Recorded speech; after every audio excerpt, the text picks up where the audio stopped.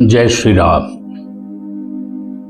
भगवान राम का जन्म होना, राक्षसों के वध के लिए गुरु के द्वारा उनको लेके जाने की अर्ज महाराज दशरथ से करना, दशरथ का ना करना और ऋषि का कुपित होना, वहां से लेकर राम जानकी के विवाह, धनुष तोड़ने को लेकर भगवान परशुराम जी से जो संवाद हुआ उसे लेकर, उसके पश्चात जो स्थितियां बनी, भगवान राम को वनवास हो गया। मंथरा ने कैकेयी के कानों को इस तरीके से भर दिया कि उसकी मति भ्रष्ट हो गई और उन्होंने राजा दशरथ से वो 2 वर मांग लिए जो उन्होंने पहले दिए थे। राजा दशरथ ने प्राण जाए पर वचन न जाए की रीत को निभाते हुए दोनों वचन दे दिए। पहले वचन में था राम का वनवास और दूसरा था भरत का राज्याभिषेक। भरत अमूमन तौर पे अपने नाना के घर रहा करते थे। जैसे ये सूचना उनको मिली, 7 रात लगातार चल के 8वें दिन वे जब पहुंचे अयोध्या के अंदर और अयोध्या को सूना पाया, और सूनी अयोध्या पाकर जब उन्होंने यह जानकारी हो चुकी थी कि मेरे प्रभु श्री राम को वनवास हो गया, माता सीता भी और भैया लक्ष्मण भी साथ गए, भरत उनको वापस लाने के लिए चल दिए। पूरा अयोध्या नगरी भरत के पीछे पीछे, तीनों माताएं भी साथ। कैकेयी खुद अपनी गलती का एहसास कर रही थी। भरत के मन में मां के प्रति बहुत बुरी स्थितियां पैदा हो चुकी थी, लेकिन वो सिर्फ किन्हीं कारणों से चुप रहे, नहीं तो उन्होंने साफ तौर पे कहा था कि मैं आपका त्याग करने में एक वक्त, एक सेकंड, एक पल भी नहीं लगाता। सब छोड़कर, अयोध्या का राजपाट छोड़कर वो चल पड़े वन की ओर, जिस वंश के रास्ते से भगवान प्रभु श्री राम वनवास की ओर गए। मां सीता, भैया लक्ष्मण, भरत रोते जा रहे हैं, चलते जा रहे हैं। सारी अयोध्या की धरती, अयोध्या की जो प्रजा है वो रो रही है, भरत जी के पीछे पीछे चले जा रही है, किसी भी तरीके से भगवान मान जाएं।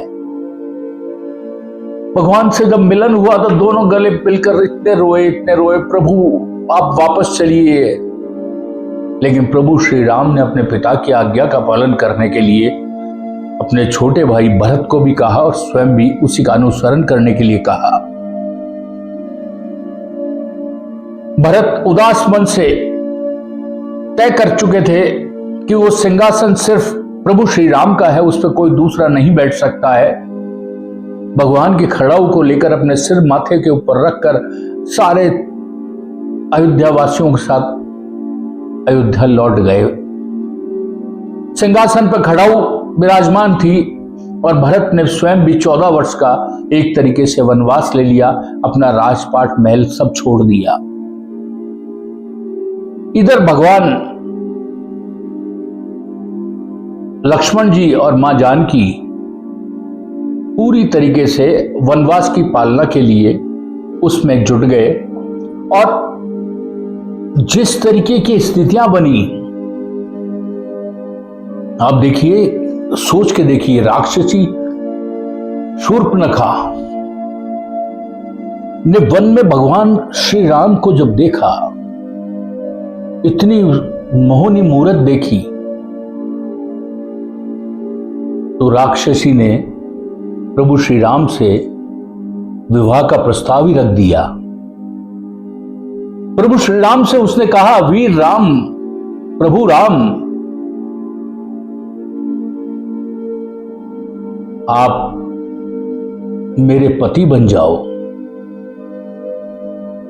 प्रभु श्री राम थोड़े मुस्कुराए, उन्होंने कहा, मैं तो सीता का पति हूं, आपको पाना संभव ही नहीं है। लेकिन प्रभु श्री राम ने हंसी के लहजे में कहा, मेरे भ्राता लक्ष्मण अविवाहित हैं, आप उनके पास जाएं। लक्ष्मण जी के पास में सब मामला आया और कहा कि मैं तो प्रभु का दास हूं, क्या तुम दास की पत्नी बनना चाहोगी? प्रभु राम सर्वगुण संपन्न हैं, उनके पास जाइए वापस। इसी बीच शूर्पणखा ने सीता पर हमला कर दिया और लक्ष्मण जी ने क्रोधित होकर उसकी नाक ही को काट डाला। इस पूरे प्रसंग के अंदर समझने वाली जो बात है कि रिश्तों की सीमा को भूलकर दूसरे के अधिकार में हस्तक्षेप करना और अस्वीकृति को अपना अपमान समझ लेना तो सीधा सा है। हर व्यक्ति को आज के दौर में भी मर्यादा और बंधन का सम्मान ही परिवार और समाज को संतुलित रख सकता है। इस बात को समझना चाहिए। यदि मर्यादा नहीं है और बंधन का सम्मान नहीं है तो ये मान के चलिए कि उस परिवार का कोई भी वैल्यू नहीं है। अस्वीकृति की गरिमा के साथ स्वीकारना ही जीवन की परिपक्वता है। अब शूर्पणखा कटा हुआ नाक बिल्कुल अपना लेकर रोती बिलखती वापस लंका की ओर चले गई।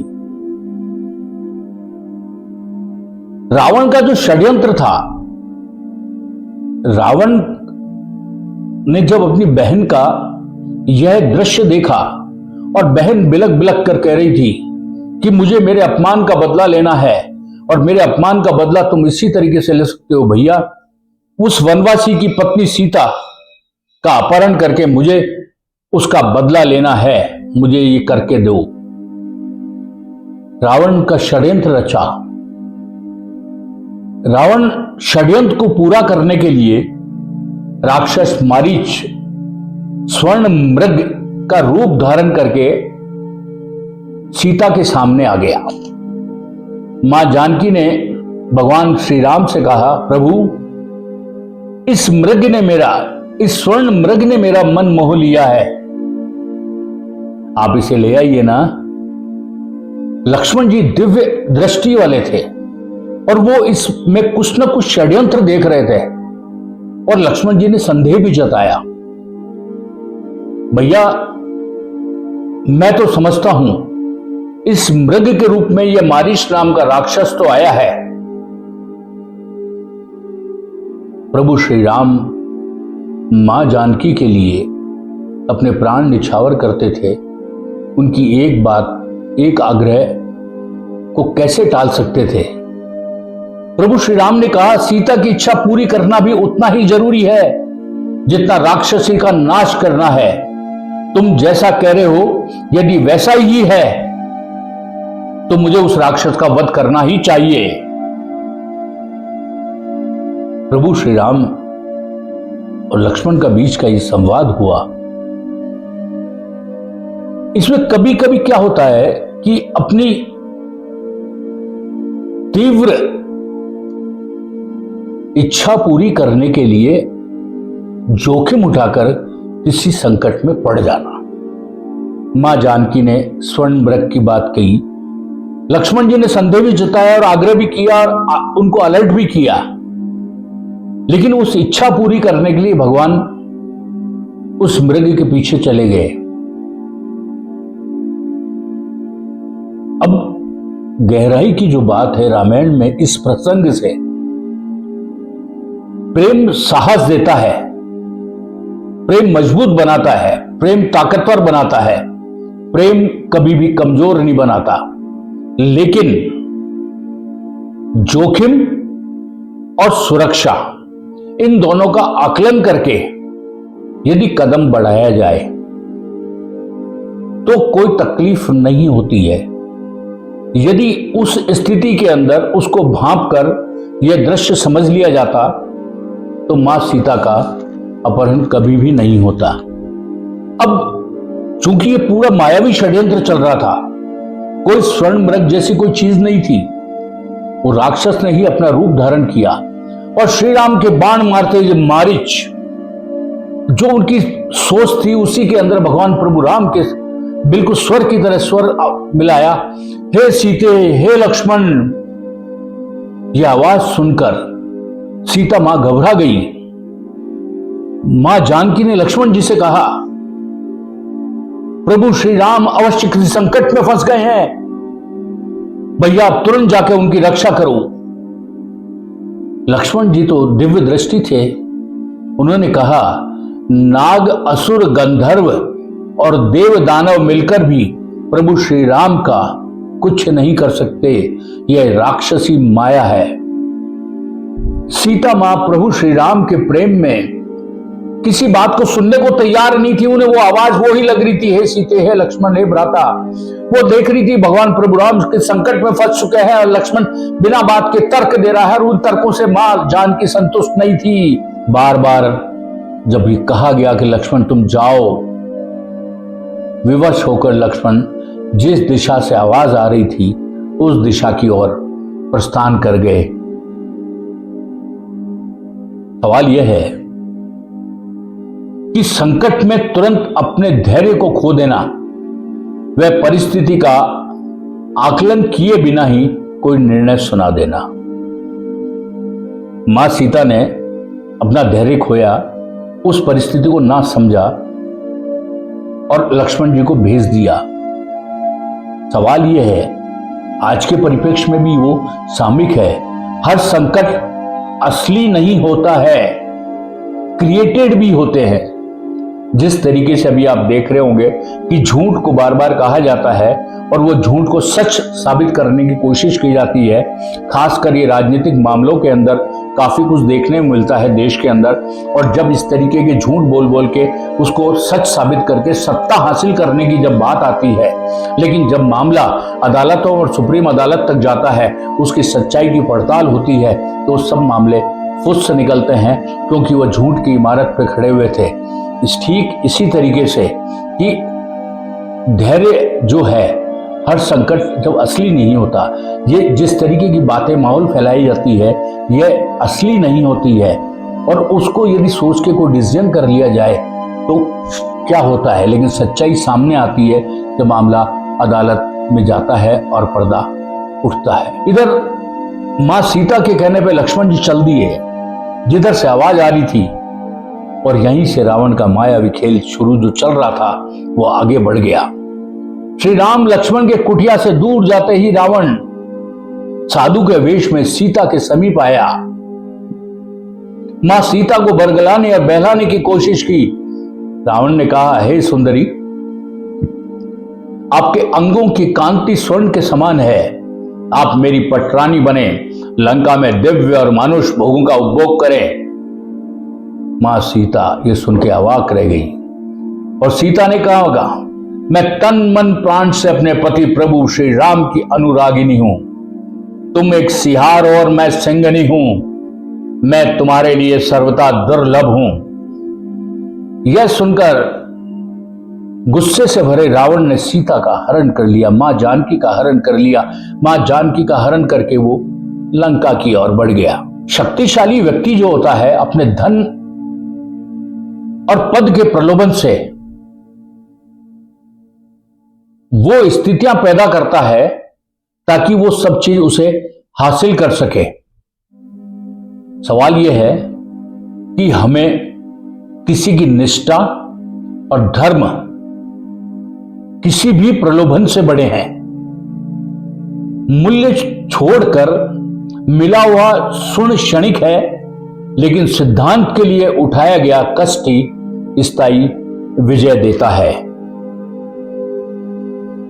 राम का मां सीता, मां जानकी की बात को मानना, उस स्वर्ण मृग के पीछे जाना, लक्ष्मण जी का आग्रह करना, उस आग्रह को नहीं मानना, मां सीता के कहने पे चले जाना, रावण का वेश बदल के आना, मां सीता का हरण कर लेना, इन सब से समझ वाली ये बात है कि परिस्थितियों को देखें, असली और नकली को समझें, षड्यंत्र और सच्चाई के अंदर भेद समझें, व्यक्ति को पहचानें, तभी ये सभी चीजें संभव है जो वर्तमान परिप्रेक्ष्य में समाज से लुप्त होती जा रही हैं और हम हर किसी पर आंख बंद करके भरोसा करते हैं। अब आप देखिए, हम किस तरीके से नुकसान उठा रहे हैं। यदि हम आज की स्थिति को देखें, आपके पास में ऑनलाइन पे फोन आता है कि आप सेक्स एक्सटॉर्शन और इसके अंदर फंस गए हैं, आप डिजिटल अरेस्ट हैं, आपने इस तरीके का अपराध कर दिया, लेकिन सच्चाई वो नहीं होती है। लेकिन आपाधापी के अंदर वो जो पैसा मांगते हैं उसको दे देते हैं और बहुत बड़ी ठगी का शिकार हो जाते हैं। वहां आपको अपने विवेक से काम करना है, अपने धैर्य से काम करना है, अपने संयम से काम करना है, तो आप अब इन सब संकटों से बच सकते हैं। रामायण महाग्रंथ है, रामायण जीवन की सीख है, रामायण एक जीवन चरित्र है।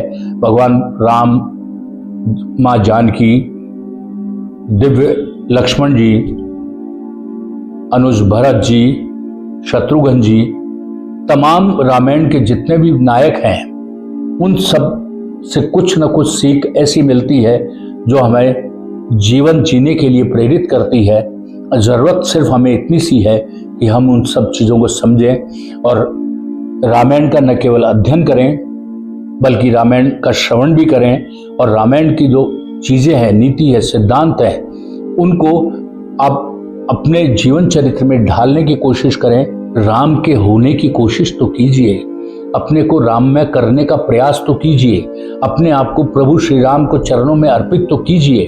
फिर देखिए जीवन के अंदर खुशहाली ही खुशहाली है। तो एक बार हृदय के अंतःकरण से प्यार से और प्रेम से बोलिए, जय श्री राम।